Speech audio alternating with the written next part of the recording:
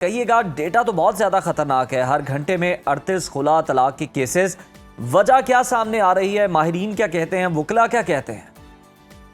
आज देखें, ये 23 लाख की आबादी है पूरे इस्लामाबाद की, और 23 लाख में हर साल अब 3 सालों का डेटा हमने देखा है। 3 सालों के डेटा में 2023 में 85,000 थी, 2024 में 91,000 थी, और 2025 में 1 लाख से तजावज़ की गई थी। और अब 5 महीने के अंदर 45,000 जो केसेस हैं वो फैमिली कोर्ट्स में इस वक्त, जिनमें खुला के केसेस हैं और साथ साथ जो खर्चे के दावे होते हैं वो जो ख़वातीन की जानिब से दायर हो चुके हैं। और इनकी जो असल वजह है वो असल वजह ये जो हमने वकला से बात की है, जो फैमिली कोर्ट्स में रोज़ाना पेश होते हैं, उनके मुताबिक जो हमारे पास फैमिलीज़ आती हैं उनमें ज़्यादातर जो बेरोज़गारी है और बेरोज़गारी के साथ साथ मंशियात का जो ख़ास जो इसमें वजूहात बताई जा रही हैं वकला की जानिब से कि बेरोज़गारी, मंशियात, और ख़ास तौर पर जो हमने कुछ महर नफ्सियात से भी गुफ्तगू करने की कोशिश की इस दौरान, उनकी जानिब से भी ये 2 रीज़न तो बताई गई। साथ साथ उनकी जानिब से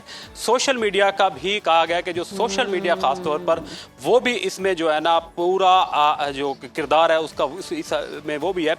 अब देखें कि 38 जो केसेस हैं, एक दिन के अंदर 38 केसेस दायर हो रहे हैं, और 9,000 एक महीने के अंदर 9,000 केसेस, और 30 ऐसे केसेस हैं जिनमें जो खर्चे और जो तलाक हैं खुला खास तौर पर जो ख़वातीन की जानिब से दायर की जाती है।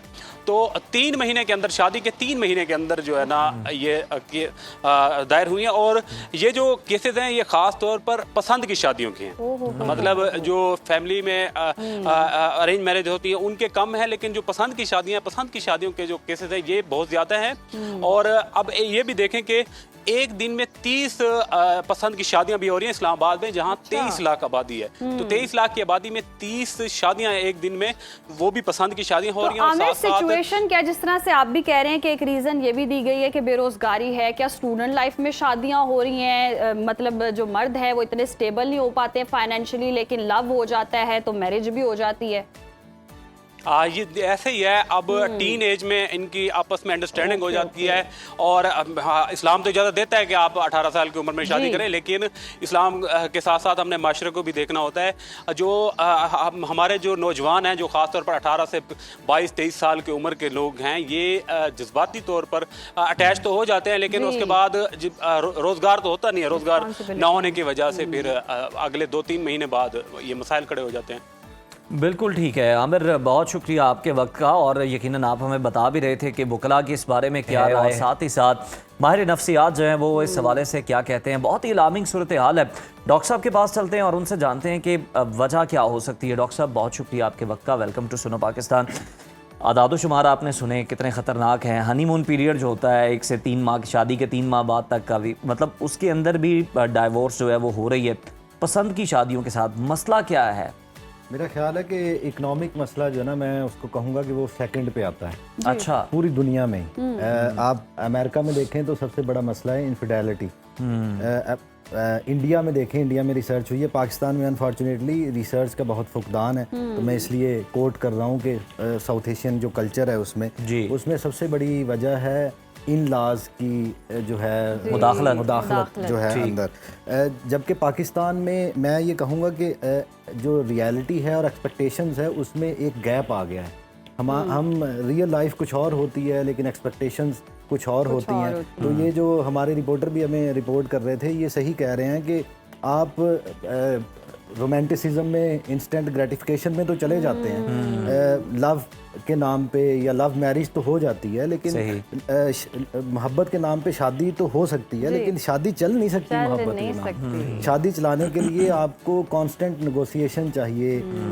एक इकोनॉमिक जिम्मेदारी भी है बहरहाल, और इकोनॉमिक जो हालात हैं मुल्क के वो आपके सामने। और इस्लामाबाद जैसे मुल्क में, जहाँ शहर में जहाँ पे रहना के लिए आपको पैसे चाहिए और रहना मुश्किल है, ज़्यादा पैसे चाहिए as compare to rural areas, तो वहाँ पे ऑब्वियसली ये जो डिप्रेशन है ये फिर गुस्से में तब्दील होता है, और गुस्सा फिर जो है वो आपकी फ्रस्ट्रेशन आपके पार्टनर पे निकलती है। तो वो अल्टीमेटली इस तरह फिर आप, और वो क्योंकि रियलिटी के साथ वो होता ही नहीं है ना। आप पहले से ये सोच के आए होते हैं कि जिंदगी पता नहीं क्या होगी। क्या होगी। और जब फैंटेसाइज करते हैं ना, फैंटेसीज होती हैं। और ये जो जनरेशन है इसको इंस्टेंट ग्रेटिफिकेशन चाहिए और अडेप्टेबिलिटी है नहीं। अडेप्टेबिलिटी है नहीं, तो अडेप्टेबिलिटी ना होने से एक कैंसल कल्चर आ गया है। कैंसल कल्चर ये है कि मुझे ये नहीं पसंद तो इसको कैंसिल करें, मुझे ये मेरी ये एक्सपेक्टेशंस नहीं पूरी हो रही तो इसको फारिग करवाएं।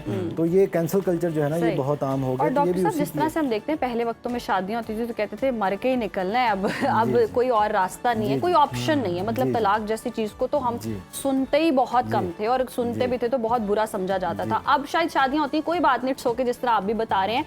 और वो सोशल मीडिया में मैं देख भी रही थी कि अगर आपकी 25 साल तक शादी नहीं हुई, इट मींस कि आप एक डिवोर्स से बच गए हैं, क्योंकि ये कच्ची उम्र की अभी भी इसको हालांकि दीन इजाजत देता है, बालिग हो जाए शादी हो जाती है, लेकिन ये क्या ऐसी मेंटली स्टेबिलिटी वो चीज नहीं है बच्चों में। बच्चे बस इमोशनली होके ठीक है, लव हुआ, शादी हो गई, उस जिम्मेदारी, रिस्पॉन्सिबिलिटी, क्या मुआशरे में ये कोई प्रॉब्लम है या हम डिक्टेट नहीं कर पा रहे सही से? नहीं, पहले तो मैं उस बात पे जाऊंगा कि जो आप कह रही थी कि वो हमारी जो होती नहीं है, पहले कहते थे कि आपने मर के ही वापस आना, तो मेरा ख्याल है कि वो भी प्रॉब्लमेटिक था। वो भी प्रॉब्लमेटिक था, ऑब्वियसली वो भी प्रॉब्लमेटिक था कि आप ये नहीं कि अब मेरा ख्याल है कि जो ख़वातीन के पास भी और अदरवाइज़ भी इंडिविजुअलिज़म हमारे शहरों में ख़ास तौर पे जो मेट्रोपॉलिटन शहर हैं, लाहौर है, इस्लामाबाद है, उसमें इंडिविजुअलिज़म जो है वो बहुत ज़्यादा बढ़ गया है। इंडिविजुअलिज़म का मतलब ये है कि लोग अपनी अपनी ज़िंदगियों में मगन हो गए हैं, उनका प्रोफेशनल करियर है, वो ग्रो करना चाहते हैं।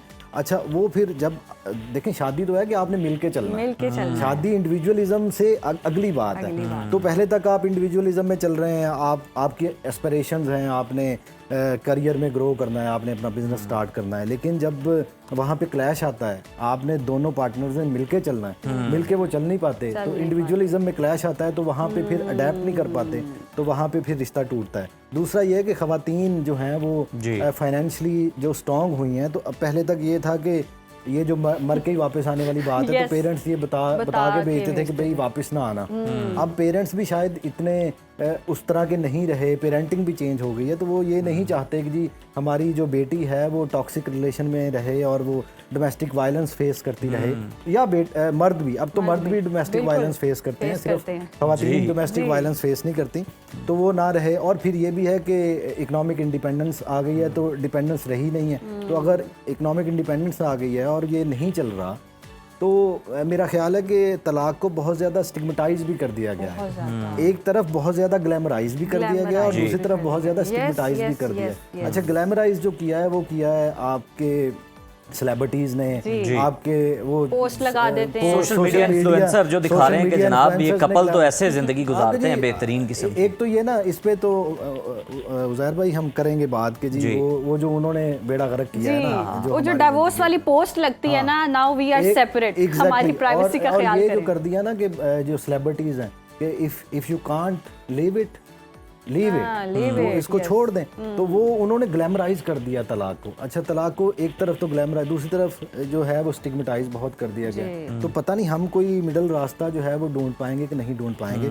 दूसरी जो आप बात कर रहे थे सोशल मीडिया, तो तलाक की और एक्सपेक्टेशंस और रियलिटी में जो गैप है उसकी बहुत बड़ी वजह मैं कहूँगा कि इस आज के दौर की अगर सबसे बड़ी वजह मैं कहूँ तो शायद गलत नहीं होगा, वो सोशल मीडिया है। सोशल मीडिया ने जिस तरह से आइडियलाइज कर दिया है शादी को, जिस तरह से आइडियलाइज कर दिया है बॉडी को, जिस तरह से आइडियलाइज कर दिया है इमोशनल अटैचमेंट को, कि किस तरह का हस्बैंड होना चाहिए, किस तरह की वाइफ होना चाहिए, किस तरह की शादी होनी चाहिए, किस तरह का फंक्शन होना चाहिए। और ये भी नहीं, फिर आप फिजिकली आपको कैसे नजर आना चाहिए। वो अगर फिर आप सोशल मीडिया खोलें, इंस्टाग्राम, आपका पार्टनर बहुत खूबसूरत है, लेकिन जैसे ही आप इंस्टाग्राम खोलें तो उससे 100 गुना खूबसूरत आपको वहाँ पे कोई बंदा या बंदी नज़र आ जाती है। अच्छा, वो आप ये भी नहीं जानते कि वो वाकई रियल है या नहीं है, वो डीफेक ने बनाया हुआ है, कोई एआई जनरेटेड है, या फिर कैमरे फिल्टर्स का कितना कमाल है, या अदरवाइज मेकअप का कितना कमाल है, तो वो नहीं देखते। तो वहाँ से जो है ना फ्रस्ट्रेशन बिल्डअप होना शुरू हो जाती। और ये जो आप बात कर रहे थे कि लोगों के दिल जो है ना वो फिर जल्दी भर जाते हैं अपने पार्टनर से, कि सोशल मीडिया पे तो आप देख रहे हैं कि एवरीथिंग इज आइडियल। लड़कों की जा लाइंस हैं, सिक्स पैक हैं, बाइसेप्स हैं, और लड़कियों का आई वुड से कि वो फिगर है और वो लेकिन सारा डॉक्टर साहब कॉस्मेटिक सर्जरीज भी अब तो बहुत ज्यादा होगी, सर्जरीज सब भी कुछ आ गई। फेक होता चला जा रहा है और उसके बरक्स भी चले ये सब होने के बावजूद भी हम पीछे के इंसान को तो रियलिटी तो हम नहीं जानते ना, चाहे वो बहुत खूबसूरत हो, लेकिन पहले कहते थे खूबसूरत भी हो सीरत भी हो, हर चीज को हम देखते थे। अब हम ये देखते हैं अगर सोशल मीडिया के क्राइटेरिया पर पूरा उतरती है क्या ये मेरे लिए कंटेंट हो सकता है या कंटेंट हो सकती है। लोग शादियों के बाद ये जो कपल व्लॉगिंग शुरू कर देते हैं, ये ट्रेंड भी बहुत मतलब ट्रेंड पे रहता है। आप ये कहना चाह रही हैं कि शादियों को भी हमने पहले और तरह का मार्केट कर बिजनेस था, दिया। अब हमने मार्केट कर दिया है, तो ये सही बात है। और जो मलक साहब ने बात की है ना कि फिल्टर्स की लाइफ और है, कैमरे के आगे की लाइफ और है, कैमरे के पीछे की लाइफ और है। आपसे ज़्यादा बेहतर कौन, मीडिया के लोगों से ज़्यादा बेहतर बिल्कुल कौन ऐसे, जानता है कि जी। कैमरे के पीछे की लाइफ बहुत मुख्तलिफ होती है और कैमरे के पीछे की लाइफ के साथ कैटर करना असल जो है ना वो असल कहानी है, असल गेम है। बिल्कुल ऐसे डॉक्टर साहब उसके अलावा ये भी देखें ना, चलें ये सारी चीज़ें तो हैं, सोशल मीडिया का जो इस्तेमाल है उसकी वजह से भी बहुत सारे मसाइल हैं, लेकिन माशरे में भी बतौर माशरा भी अदम बर्दाश्त बहुत बढ़ गया है। जिस तरह से आप इनफरादियत की बात कर रहे थे कि हर कोई अपनी अपनी ज़िंदगी जीना चाहता है, अपने अपने गोल्स हैं उसको लेकर चलना चाह रहा है, दूसरे को वो कबूल करने को तैयार नहीं है। यानी आप किसी के लिए कोई सेक्रीफाइस करने को तैयार नहीं है, किसी के लिए आपको कुछ करना पड़ जाए तो आप जिम्मेदारियों से भाग जाते हैं फौरी तौर। इसमें भी मैं कहूँगा कि एक तो ये जो हमारे पंजाबी म्यूज़िक है, पंजाबी इंडस्ट्री का, जिसने बहुत इंडिविजुअलिज्म डाल दिया है कि मैं तो पता नहीं क्या ही चीज़ हूँ। हर जो पॉप म्यूज़िक है ना वो उसका यही कंटेंट है कि मैं पता नहीं क्या ही चीज़ हूँ। और पेरेंटिंग भी चेंज हुई है। पेरेंटिंग ने भी, पहले तक पेरेंट्स ये बताते थे कि आपने किस तरह से दूसरे के लिए सेक्रीफाइस करना है, किस तरह से टॉलरेट करनी है किसी की बात को। अब सोशल मीडिया ने और पेरेंटिंग ने, दोनों ने मिल के टॉलरेंस को तो बिल्कुल ख़त्म कर दिया। आप हमारी यूनिवर्सिटीज़ में, हमारे क्लासरूम्स के अंदर इकट्ठे बैठे होते हैं students, but they can't tolerate each other. तो आप शादी में तो आपने 24 घंटे टॉलरेट करना है एक दूसरे को। वो जो आपकी बात है ना कि हनीमून तो गुजर जाएगा 2-4 हफ्तों बाद, उसके बाद है नेगोशिएशन, कॉन्स्टेंट नेगोशिएशन, तो आपने टॉलरेट करना है। टॉलरेंस, बिल्कुल टॉलरेंस की कमी जो है वो बहुत बड़ा मसला है और ये सोशल मीडिया ने इसको फ्यूल किया है। क्योंकि टॉलरेंस कहाँ से आएगी जब हम स्क्रॉल कल्चर के ऊपर लगे हुए हैं और हमारे अंदर वो कंसिस्टेंसी है ही नहीं। हमारे सब कुछ जल्दी जल्दी बदले, जल्दी तो हमें इंस्टेंट हर चीज़ चाहिए। अच्छा डॉक्टर साहब, जिस तरह से हम देखते हैं कि पुराने वक्तों में एक कल्चर, अदब और सब्र वाला भी पैमाना था और वो चीज़ हम लेकर चल रहे थे। अब जिस तरह से इतना फास्ट दौर आ गया, डिजिटल दौर आ गया है, तो हमें स्ट्रेटजीज भी तब्दील करने की ज़रूरत है।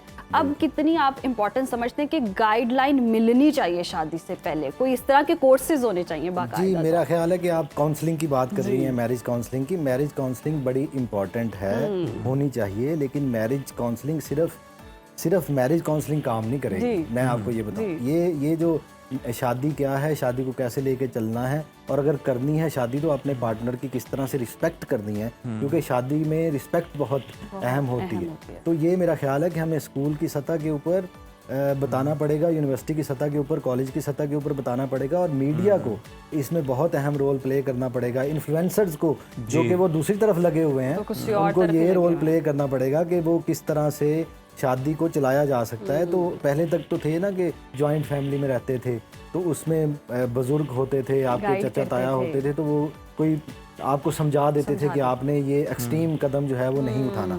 आल्दो उसका भी एक नेगेटिव पहलू था कि बहुत सारे लोग पूरी जिंदगी फिर टॉक्सिक रिलेशनशिप में रहते थे, नहीं रहना चाहते थे, लेकिन उनको रहना पड़ता था। लेकिन बहरहाल ये भी था कि आप अभी उठे हैं, आपको गुस्सा आया, आपने एक फैसला कर दिया है, तो ऐसे नहीं होता था। आपको कोई समझाने वाला था, कॉम्प्रोमाइज कहीं ना कहीं करते थे। अब खास तौर पे इस्लामाबाद और लाहौर जैसे शहरों में न्यूक्लियर फैमिली, इवन अब तो छोटे शहरों में भी न्यूक्लियर फैमिलीज आ गई हैं, जॉइंट फैमिलीज खत्म हो रही हैं। तो न्यूक्लियर फैमिली में ये है कि आप रह रहे हैं, आपका पार्टनर रह रहा है, या आपका कुछ अदाकारा हैं ये अलल ऐलान कहती हैं कि जी ये दीन हक देता है कि आप न्यूक्लियर फैमिली में रहें। इस तरह की स्टेटमेंट्स जो हैं वो भी आती हैं, फिर उसको बहुत ज़्यादा शेयर भी किया जाता है सवाब की नीयत के साथ। आगे इसी को मैं आई वुड से कि अनफॉर्चुनेटली इसी को लड़कियों ने ग्लैमराइज भी कर लिया है कि हमें लड़के का ना वालिद चाहिए, ना लड़के का की वालदा चाहिए हमने। और जब वो इकट्ठे रहते हैं तो फिर लड़ाइयाँ शुरू हो जाती हैं, फिर कहते हैं छुड़वाने वाला। बहुत शुक्रिया डॉक्टर साहब। कोई बीच बचाव करवाने वाला कोई नहीं है। बहुत शुक्रिया डॉक्टर साहब आपके वक्त।